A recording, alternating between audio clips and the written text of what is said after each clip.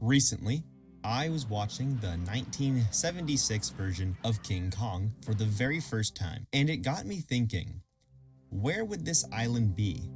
Could an island actually house prehistoric animals? And what about the plausibility of a giant ape?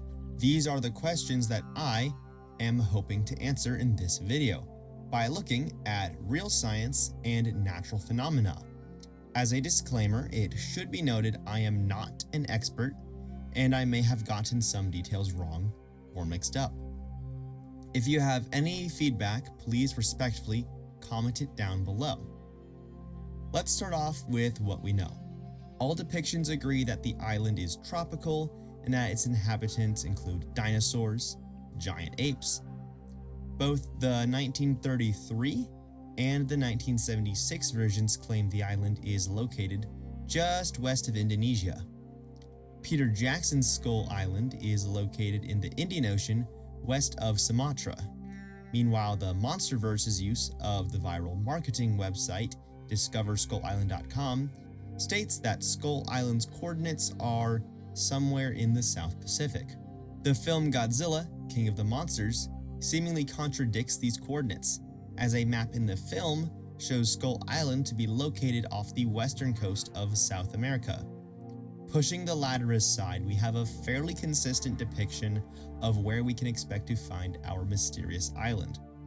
For the purposes of this video, I will be sticking with the earlier three films as they give us something more concrete to work with.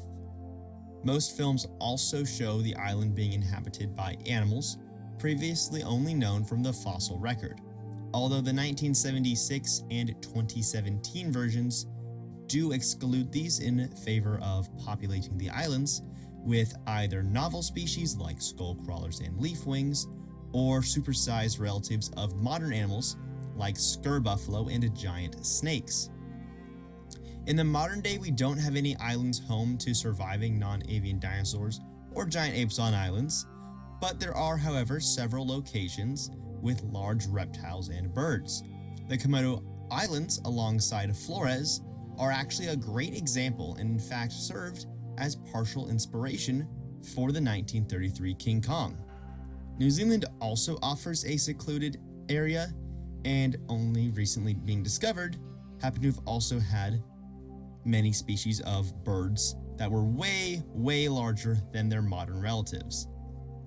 And additionally, New Zealand is also home to the Tuatara, the last living sphenodont, a group of ancient reptiles currently found nowhere else on Earth.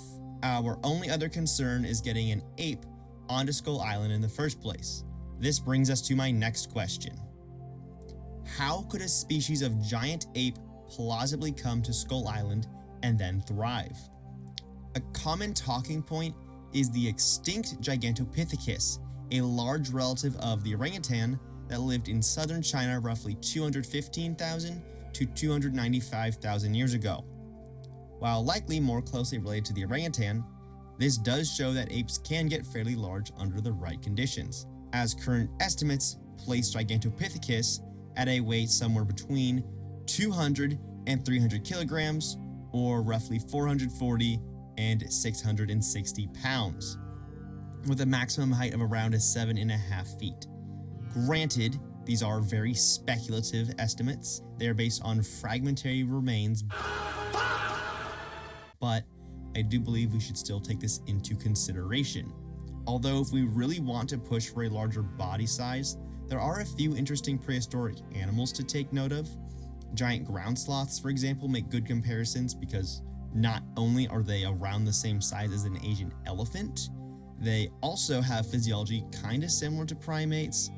They have the very long limbs, they're built somewhat like them, and their ankles were kind of tilted inwards so that they were focusing most of the weight on the sides of their foot, which isn't too dissimilar to what you see in a gorilla, where the weight is distributed onto the tips of the knuckles on the sides of the hand.